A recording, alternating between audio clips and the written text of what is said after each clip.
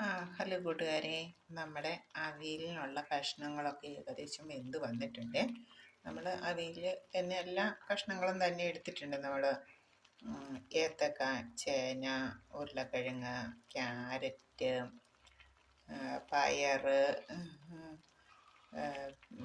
കോവയ്ക്ക, പച്ചമുളക്, അങ്ങനെ മുരിങ്ങക്കായ്, അങ്ങനെ എല്ലാ കഷ്ണങ്ങളും കൂടെ ചേർത്ത് നമ്മൾ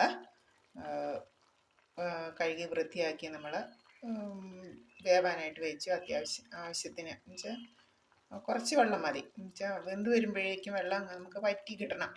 അപ്പം കുറച്ച് വെള്ളം മതി. അപ്പം അങ്ങനെ എല്ലാം വെന്ത് വരത്തക്ക രീതിയിൽ പാകത്തിന് വെള്ളം ഒഴിച്ച് നമ്മൾ കഷ്ണങ്ങൾ ഏകദേശം ഒഴിച്ച വെള്ളം തിളച്ച് വന്നപ്പോഴേക്കും നമ്മൾ അല്പം ഉപ്പും കൂടെ ചേർത്തു. മഞ്ഞൾപ്പൊടി ഇട്ട്, ആവശ്യത്തിന് മഞ്ഞൾപ്പൊടിയൊക്കെ ഇട്ട് നമ്മൾ വേഗം വെച്ചു. അപ്പം നമുക്ക് ഏകദേശം വെന്ത് വന്നിട്ടുണ്ട്. ഇനി നമ്മളിതിലേക്ക്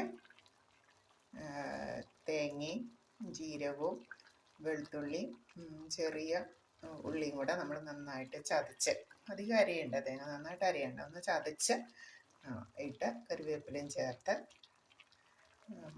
അത് വെള്ളം വറ്റി ഇളക്കി വാങ്ങി കഴിയുമ്പോഴേക്കും നമുക്ക് അല്പം പച്ച വെളിച്ചെണ്ണ കൂടി ഒഴിച്ച് നന്നായിട്ടൊന്ന് ഇളക്കി വാങ്ങാം.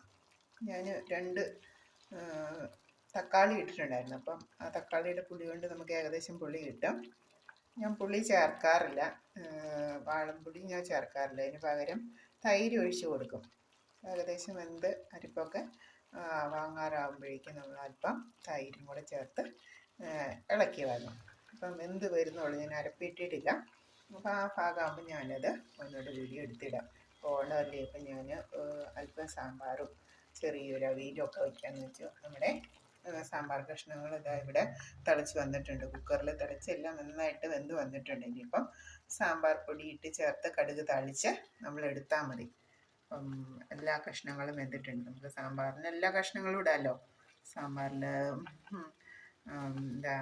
ഏത്തക്കായ, ഉരുളക്കിഴങ്ങ്,